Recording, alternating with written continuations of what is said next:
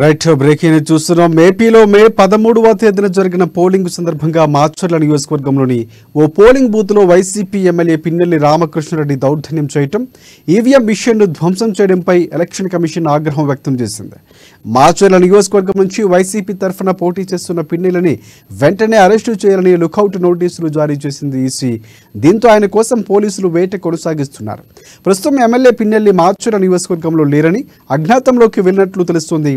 AP, తెలంగాణలో పిన్నెల్లి కోసం పోలీసులు గాలిస్తున్నారు. ఇందులో భాగంగా ఇప్పటికే పిన్నెల్లి డ్రైవర్తో పాటు మరికొందరిని పోలీసులు అదుపులోకి తీసుకున్నారు. ఇక మరోపక్క పిన్నెల్లిని వెంటనే అరెస్టు చేయాలంటూ డిమాండ్ చేస్తూ నేడు చలో మాచర్లకు టీడీపీ పిలుపునిచ్చింది. ఈ నేపథ్యంలో మాచర్లో 144 సెక్షన్ విధించారు. టీడీపీ చలో మాచర్లకు అనుమతి లేదని, ఆదేశాలు ఉల్లంఘిస్తే కఠిన చర్యలు తీసుకుంటామని ఎస్పీ అల్టిమేటం జారీ చేశారు.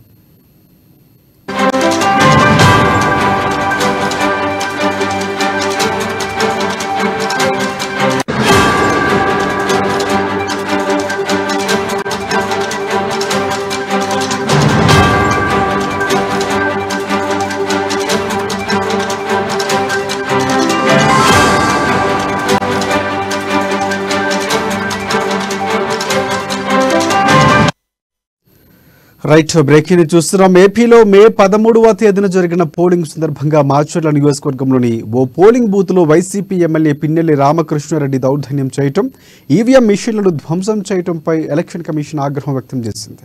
మాచర్ల నియోజకవర్గం నుంచి వైసీపీ తరఫున పోటీ చేస్తున్న పిన్నెల్లిని వెంటనే అరెస్టు చేయాలని లుకౌట్ నోటీసులు జారీ చేసింది ఈసీ. దీంతో ఆయన కోసం పోలీసులు వేట కొనసాగిస్తున్నారు. ప్రస్తుతం ఎమ్మెల్యే పిన్నెల్లి మాచర్ల నియోజకవర్గంలో లేరని, అజ్ఞాతంలోకి వెళ్ళినట్లు తెలుస్తోంది. ఏపీ, తెలంగాణలో పిన్నెల్లి కోసం పోలీసులు గాలిస్తున్నారు. ఇక ఇందులో భాగంగా ఇప్పటికే పిన్నెల్లి డ్రైవర్తో పాటు మరికొందరిని పోలీసులు అదుపులోకి తీసుకున్నారు. ఇక మరోపక్క పిన్నెల్లిని వెంటనే అరెస్టు చేయాలంటూ డిమాండ్ చేస్తూ నేడు చలో మాచర్లకు టీడీపీ నేతలు పిలుపునిచ్చింది. ఇక ఈ నేపథ్యంలో మాచర్లో 144 సెక్షన్ విధించారు. టీడీపీ చలో మాచర్లకు అనుమతి లేదని, ఆదేశాలు ఉల్లంఘిస్తే కఠిన చర్యలు తీసుకుంటామని ఎస్పీ అల్టిమేటం జారీ చేశారు. ఇక దీనికి సంబంధించి పూర్తి అప్డేట్స్ అందించేందుకు మా ఇన్పుట్ ఎడిటర్ శ్రీనివాస్ మనకి ఫోన్ లైన్లో సిద్ధంగా ఉన్నారు.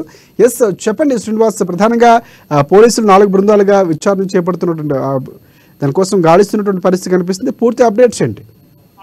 రైట్ రాజశేఖర్, ఏదైతే మనం చూస్తున్నామో ఇప్పుడు తెలుగు రాష్ట్రాల్లో మాచర్ల నియోజకవర్గం అనేది ఒక సెంటర్ ఆఫ్ పాయింట్ గా మారిందని చెప్పొచ్చు. ఎందుకంటే మే 11 జరిగిన ఎన్నికల నేపథ్యంలో ఏదైతే మాచర్లలో ఒక బూత్ లో అధికార పార్టీకి సంబంధించిన ఎమ్మెల్యే పిన్నెల్లి రామకృష్ణారెడ్డి ఏదైతే ఈవీఎం ధ్వంసం చేశారో దాని మీద మొత్తం గత వారం రోజుల నుంచి కూడా, అంటే ఎన్నికలు జరిగిన నాటి నుంచి కూడా ఇది చినికి గాలి అనేది ఇప్పుడు ఆయన చుట్టే వచ్చు బిగిసిందని చెప్పొచ్చు. ఎందుకంటే ఆ ధ్వంసం కేసును ఎన్నికల కమిషన్ చాలా సీరియస్ గా తీసుకుంది. వెంటనే పిన్నెల్లిని అరెస్ట్ చేయాలని చెప్పేసి కూడా ఆదేశాలు జారీ చేసింది. అయితే ఈ ఆదేశాలకు ముందు నుంచి కూడా రాష్ట్ర ఎన్నికల సంఘం సీఈఓ దీని మీద దృష్టి సారించి పిన్నెల్లి కోసం గాలింపు చర్యలు చేపట్టారు. అయితే ఏదైతే గత 2 రోజుల నుంచి కూడా గాలింపు చర్యలు చేపట్టినప్పుడు కూడా పిన్నెల్లి ఎక్కడ కూడా ఆచూకీ కనిపించలేదు. అయితే నిన్న సంగారెడ్డి, తెలంగాణలో సంగారెడ్డి జిల్లాలో ఆయనకు సంబంధించిన కార్లు, ఆయన డ్రైవర్ కూడా కనిపించడం, అరెస్ట్ చేయడం జరిగింది. పిన్నెల్లి మాత్రం కనిపించలేదు. ఇప్పటికి కూడా పిన్నెల్లి కోసము గాలింపు చర్యలు అయితే కొనసాగుతున్నాయి. అదేవిధంగా లుకౌట్ నోటీస్ కూడా జారీ చేయడం జరిగింది. ఎందుకంటే పిన్నెల్లి దేశం విడిచి పారిపోయే ప్రమాదం ఉంది అని చెప్పేసి కూడా పోలీసులు భావిస్తున్న నేపథ్యంలోనే లుకౌట్ నోటీసులు జారీ చేశారు. లుకౌట్ నోటీసుల తర్వాత పోలీసులు గాలింపును మరింత ముమ్మరం చేశారు. 4 టీములుగా విడిపోయిన పోలీసులు మొత్తం ప్రతి చోట కూడా అక్కడెక్కడ అనుమానిత ప్రాంతాలన్నింటిలో కూడా గాలింపు చర్యలు అయితే చేపడుతున్నారు. అయితే ఇక్కడ మనము 2 వర్షన్స్ వినిపిస్తున్నాయి. నిన్న వైసీపీ నేతలు మాట్లాడుతూ ఏదైతే పిన్నెల్లి చేసిన దాన్ని ఖండించినప్పటికీ కూడా అసలు ఆ సిచ్యువేషన్ జరగడానికి కారణం ఏంటనే దాని మీద వాళ్ళు పదే అడుగుతున్న ప్రశ్న, ఏదైతే పిన్నెల్లి ఏదైతే ధ్వంసం చేసిన బూత్ ఏదైతుందో ఆ బూత్ బయటనే టీడీపీకి చెందిన నాయకులు లోపల రిగ్గింగ్ పాల్పడుతున్నారని చెప్పేసి పూర్తి స్థాయిలో అక్కడ ఉన్న ఓటర్లు చెప్పారు. కాబట్టి తమ నాయకుడు లోపలికి వెళ్లి ఆ ఆగ్రహం తట్టుకోలేక ధ్వంసం చేశారని చెప్పేసి కూడా వైసీపీ నేతలు చెప్తున్నారు. పిన్నెల్లి మీద కేసులతో మాత్రం ఒకటే కాదు, ఈసీ పక్షపాత ధోరణి వహిస్తున్నాడు. ఎక్కడైతే మొత్తం సీసీ కెమెరాల ఫుటేజ్ అంతా కూడా రిలీజ్ చేయాలి. సీసీ కెమెరా ఫుటేజ్ రిలీజ్ చేసి ఆ బయట జరిగిన ఫుటేజ్, ఏదైతే రిగ్గింగ్ పాల్పడుతున్న ఫుటేజ్ ఎందుకు రిలీజ్ చేయలేదు ఈసీ అని చెప్పేసి కూడా వాళ్ళు చాలా సీరియస్ గా ఉన్నారు. దీనికి సంబంధించి కోర్టుకు వెళ్ళాలనే ఆలోచన కూడా వైసీపీ నేతలు చేస్తున్నారు. ఎందుకంటే అక్కడ రిగ్గింగ్ జరిగింది.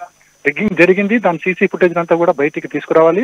కేవలం పిన్నెల్లి రామకృష్ణారెడ్డి ధ్వంసం చేసిన వీడియో ఫుటేజ్ మాత్రం ఎందుకు ఇచ్చారు, మిగతా ఫుటేజ్ ఎందుకు ఇవ్వలేదు అన్నది వైసీపీ నేతలు పదే పదే ప్రశ్నిస్తున్నారు. దీని మీద వాళ్ళు కోర్టుకు వెళ్లాలని చెప్పే ఆలోచన కూడా చేస్తున్నారు.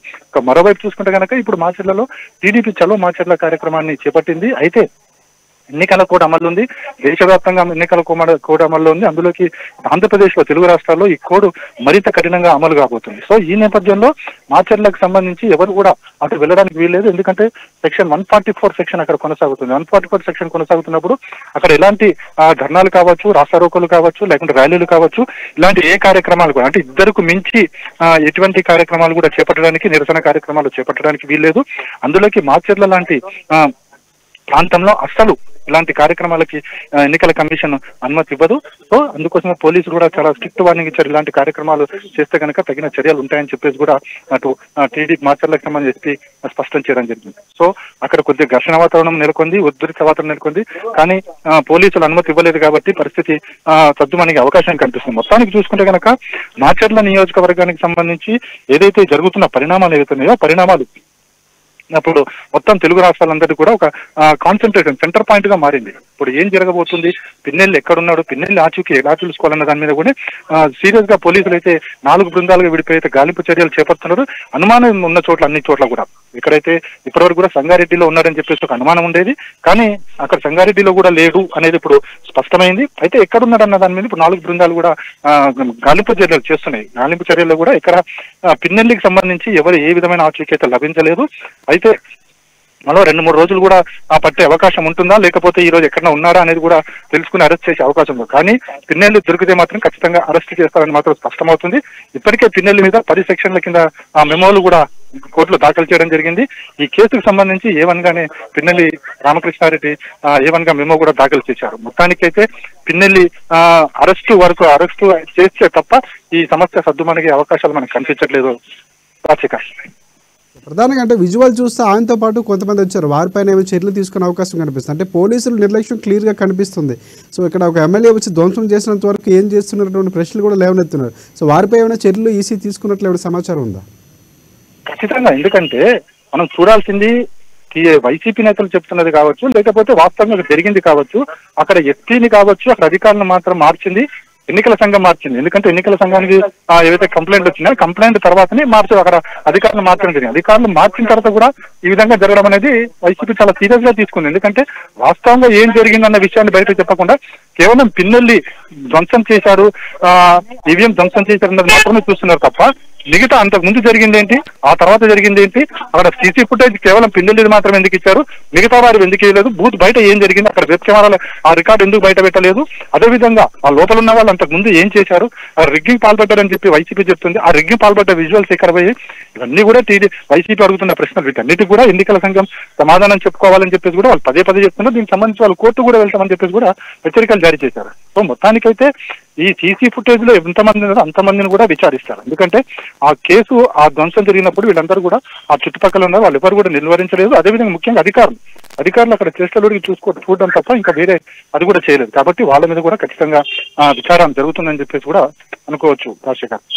Yes, right. Thanks for updates Srinivas.